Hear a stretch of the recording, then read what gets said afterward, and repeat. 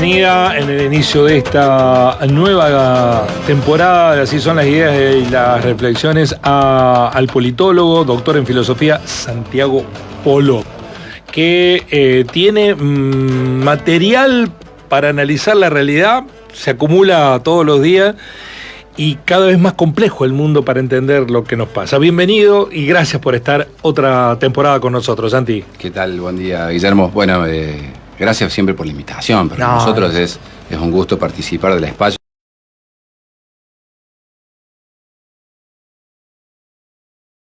que nos sigue buscando. Hoy está en el medio del debate un posicionamiento a través de streaming que realizó alguien que se llama Elian Moldavsky, ¿no? Que es profesor de filosofía, licenciado en filosofía, y que hace algo que para mí es un oximorón. ¿Cómo se llama? Elian Moldavsky. Yo no lo conozco, pero mucha gente lo sigue.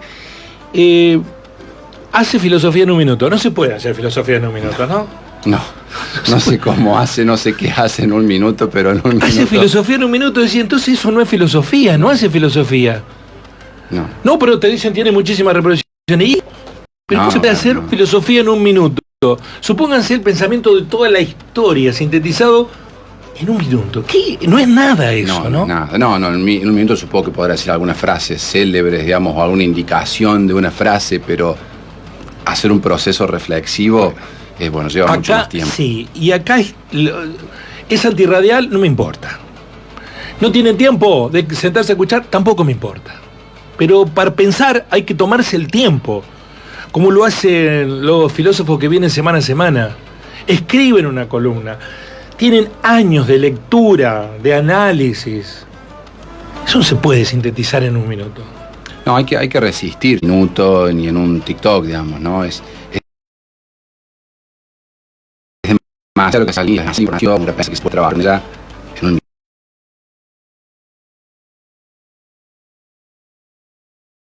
minuto. Y como siempre, claro, justamente, ¿no?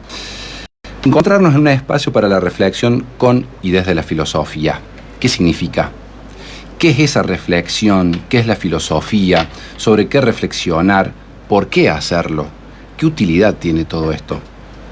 No es ocioso nunca empezar por el principio, máxime cuando volvemos a inaugurar, digamos, ¿no? Un espacio anual, digamos, ¿no? Más cuando evitamos incluso una época como la que vos mencionabas, que excluye específicamente la reflexión hecha desde las humanidades por improductiva. Así fue enunciado por el Ministerio de Capital Humano hace unas semanas cuando dijo, digamos, ¿no? en una resolución que el gobierno nacional no iba a contar ni con las humanidades ni con las ciencias sociales para desarrollar su plan de país, ¿no? Pero lo que significa es que nuestro tiempo de tecnocapitalismo avanzado, ¿no? Y lo más. Así, la pregunta del ser debe morir. Solo debe aceptarse el ser. Así, entonces, nos habla de cierta resignación. Ser es ser lo que indica el tiempo. Así no habría más que lo real, lo cual es una catástrofe para el ser humano que se ha construido hasta aquí en la negación, justamente, de lo que la realidad de su tiempo le pone. Negar la materialidad de lo que decía como destino de tiempo que fuera. El viejo grito, libertad, igualdad, fraternidad, incluía una palabra, una frase más que a veces se olvida, digamos, ¿no? Que es liberté, égalité, fraternité o la mort, o la muerte, ¿no?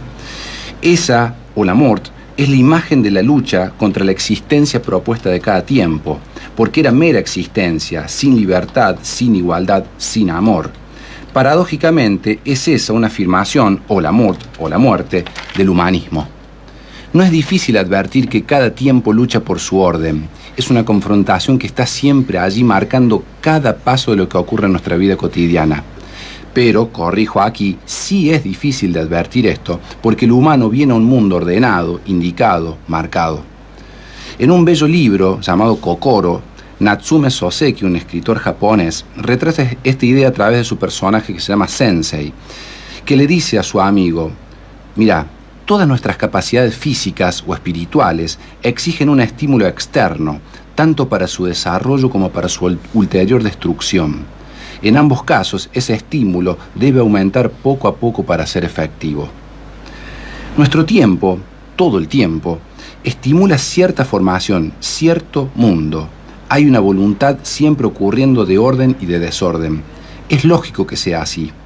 El problema es que cuando un tiempo propone la supresión del cuestionamiento a sus disposiciones, allí sí que estamos, ¿no?, atravesados de un conflicto mucho más grave. ¿Cómo puede ocurrir algo así? ¿No es una exageración esto que estamos diciendo? La cuestión es preguntarnos honestamente, sin reservas, sobre las verdades que indican el ser en el mundo y sus consecuencias para el presente, para nuestro pasado y para nuestro futuro. Nótese que partimos del presente. La filosofía parte de ahí, del presente, y de una preocupación indeclinable por la verdad. Decir la verdad, de eso se trata. No repetir la verdad del tiempo, sino asumir el riesgo de preguntar al tiempo, algo que a una figura extraordinaria de la filosofía como Sócrates le costaría la vida en la Grecia antigua. Michel Foucault afirmaba que la filosofía es como una especie de periodismo radical, decía él, ¿no? Mirá. Entonces, la filosofía se ocupa del hoy, de buscar decir la verdad con lo que hoy acontece. Mucho antes de Foucault, Hegel, un gran lector de los diarios, decía, para filosofar había que leer el diario primero, ¿no?, sostenía que la filosofía era la preocupación por el propio tiempo y su verdad, lo que era el modo honesto en realidad de preocuparse por el futuro. Pero, ¿por qué para hablar de este tiempo la filosofía entonces busca palabras o voces en otros tiempos? Porque eso parece que siempre estamos citando gente rara, digamos, ¿no? Lo que hacemos es recuperar modos de preguntar, de interrogar a lo real para justamente escapar a las únicas respuestas que todo tiempo ofrece. En todo tiempo, la filosofía profana la experiencia y el pensamiento que está aconteciendo para buscar los límites que necesariamente cada tiempo impone. Albert Camus decía, pensar es crear mundo, o ponerle límites al propio, que es lo mismo. Y si nos pensamos, decir la verdad es decirle a este hoy los límites que le impone al ser, exponer el orden del tiempo, su tergiversación, sus manipulaciones, ponerle límites al propio. Esta segunda parte de esa frase de Camus es particularmente difícil en una época en la que se construye un ser en apariencia ilimitado, una época de puro yo, sin otro. Es una construcción, por lo tanto, sin negación, sin resistencia, absolutamente narcisista ad infinitum. Ponerle límites a lo real no es limitarnos como humanos, sino exponer la verdad parcial y acotada de toda experiencia. Exponer a partir de qué somos lo que hoy somos, para qué estamos siendo, qué fines nos determinan y nos informan sobre qué ser, qué son los otros, qué es todo esto. Y ver que nada se acaba en esas respuestas. No termina nunca el mundo. Pero el mundo termina en esto, en ser solamente lo que nuestro tiempo nos indica. Eso es todo lo que podemos ser. Ser esa selfie que alguien se saca, ser el yo que se manda al ser que sea. Hay que dejar todo como está. En la filosofía habita el derecho a la verdad, a buscarla más allá de lo dado. El derecho a la verdad es el derecho a la filosofía, a preguntar, a preguntarnos, a darle los límites que le corresponden al tiempo y no dejarnos engañar. Preguntar es el arte del descubrimiento, que como todo arte es único a quien lo usa. En tiempos de uniformidad del ser, que parece que hay que ser todo lo mismo, ¿sí?, no hay arte, solo hay repetición. A veces, siempre, es difícil tomar coraje para preguntar sobre lo que se repite, porque pareciera que así es el mundo. A veces, siempre, es complicado escuchar entre tanto ruido. Ruido de stories, ruido de información, ruido de plataformas, ruido de culturas, que hacen culto del ruido justamente para que vivamos aturdidos. En la serie La Voz Más Alta, una serie sobre el gran jefe de la cadena Fox, una cadena con una ideología declarada de derecha, hay una escena en la que se elige un presentador sin escucharlo, solo con ver su gestualidad. En off se ve a esta persona, una persona que aparece ahí en el casting, gesticulando muy enojada, sin audio, ¿no? Allí el jefe de la cadena tiene una epifanía y lo señala, dice, ese es el que necesitamos para que comunique.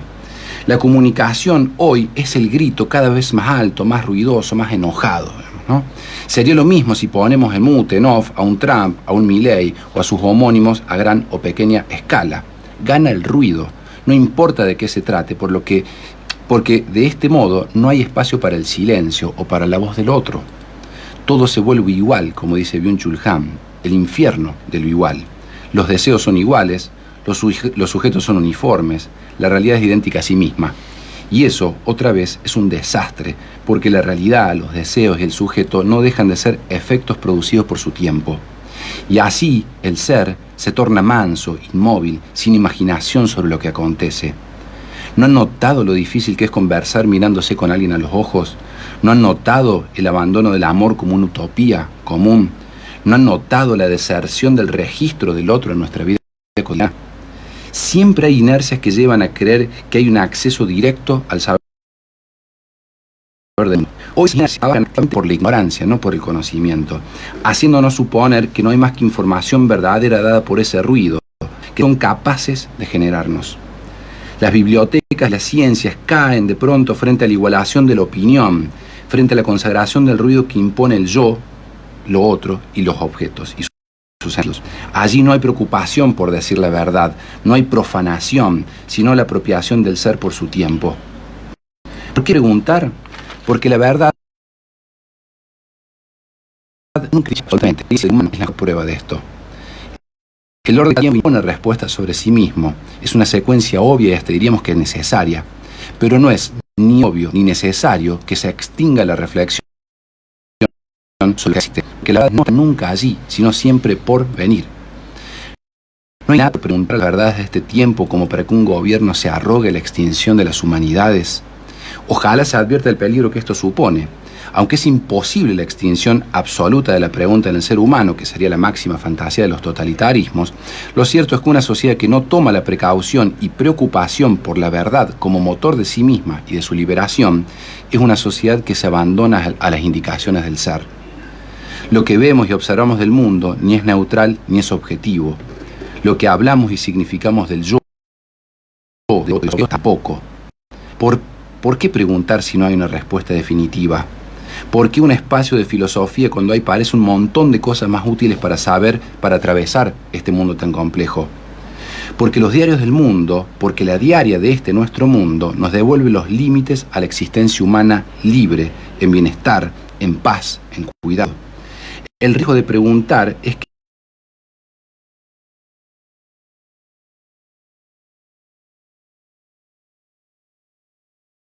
eso es las inercias un segundo más, abrir una fisura o mostrarla, negarse a la mera existencia o la muerte. Bueno, estoy llenando silencios sin sentido, ¿no? Porque cuando hablas, Santi, te deja sin palabras, pero mientras te escuchaba estaba pensando en dos cosas. Una, Fidel Castro a comienzos de este siglo, cuando empezaba a despuntar la injerencia de las redes sociales en nuestra vida, dijo, hasta ahora,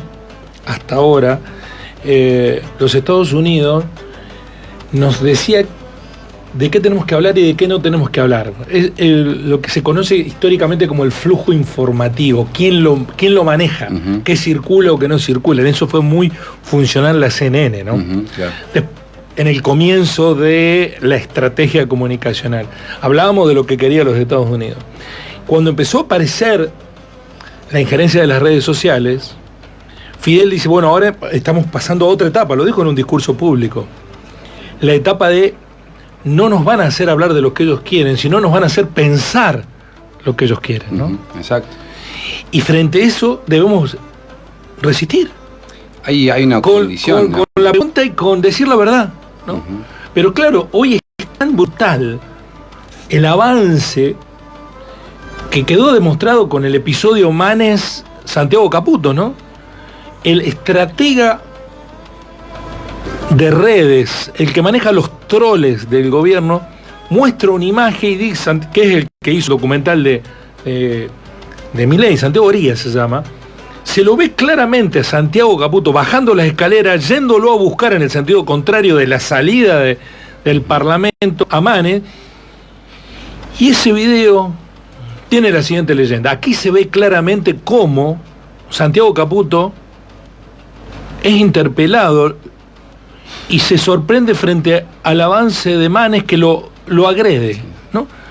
El video, la imagen, la secuencia no es un instante congelado, la secuencia dice exactamente lo contrario de lo que la estrategia comunicacional intenta imponer. Uh-huh. Por suerte ya el sentido de imponer una lógica de interpretación de los hechos se le rompió con la criptoestafa al gobierno de Milei. Pero a ese límite han llegado, que vos ves que está lloviendo y te dicen, mirá qué lindo día de sol que tenemos. Claro. Y lo tenés que discutir en términos de racionalidad, ¿no? Si hay sol. Vos porque sos un cuca decís que llueve, pero hay sol. Loco, pero no. Si Sí. está lloviendo a balde, no, hay un sol impresionante. Es muy brutal. Bueno, lo que Y luchar contra eso es... No, siempre es asimétrico, pero Sí, a ver, sí. yo creo que lo que está pasando, digamos, hoy es como el paroxismo, o sea, la representación máxima de algo que ha pasado en toda la historia, digamos, porque en la historia de la humanidad, si la analizamos desde las estructuras de dominación, las estructuras de dominación siempre han procurado imponer su real como lo real, digamos, ¿no? Bueno, y siempre las conquistas que se han conseguido en contra de esas dominaciones que brutalizaban, digamos, ¿no?, el resto de la humanidad, cualquiera sea, esas conquistas se han logrado disputando constante y permanentemente, digamos, ¿no?, esa realidad desde la pregunta, el cuestionamiento, desde la lucha, por eso la muerte, porque nos va la vida en esa lucha, digamos, ¿no? Y lo que tenemos hoy es eso al paroxismo, es decir, eso llevado a la máxima potencia, porque la capacidad hoy de intervención de esas estructuras embrutecedoras de dominación está, digamos, ¿no?, en el alcance de cada persona y las 24 horas, digamos, ¿no? O sea, el nivel de ingreso de información, esto que decías vos, que tiene cada persona hoy en cualquier ámbito, digamos, ¿no?, del mundo, el ingreso de la información es absolutamente brutal e inmanejable. Entonces, tenemos una multitud, digamos, ¿no?, de sujetos que estamos incapacitados para manejar como conocimiento la cantidad de información que circula. Entonces, cada vez más empezamos a aceptar esa información cuasi o como si fuese, digamos, no la totalidad de la verdad de lo real. Y eso es sumamente peligroso porque termina en eso que vos decís. Terminamos pensando, digamos, no por esos sujetos. No, ni siquiera es, digamos, ¿no?, una estructura de pensá esto te castigo. No, pienso esto porque yo quiero pensar esto, cuando el quiero en realidad ahí es lo que se ha modificado. Se apropia, digamos, ¿no?, estas lógicas, se apropian de la voluntad del pensar. Entonces ahí sí que estamos en problemas. Por eso ahí la pregunta, el detenimiento, que es lo que estas estructuras no posibilitan. La brutalidad de la cantidad de información que provoca, por ejemplo, que produce el gobierno todo el tiempo, digamos, ¿no?, es en esa lógica, tiro 100 y esas 100... Para ocultar... Van a pasar, digamos, ¿no? Un montón van a pasar, Sí. Tiro, digamos, ¿no?, para distraer y pasan un montón. Entonces es cada vez más difícil imponerse una disciplina, porque la filosofía es un régimen de disciplina, digamos, ¿no? Disciplina al ser, de disciplinarse para detenerse y pensar lo que está pasando. Y eso lo puede hacer cualquiera, el problema es advertirlo, digamos, ¿no? No es solamente una columna de filosofía, es cualquier persona pensando su mundo, porque si no su mundo está pensando por ella. Gracias, como siempre. Bueno, por el favor. mejor. Un gusto. Santiago Polop en la mañana, en el regreso de Así son las ideas y las reflexiones.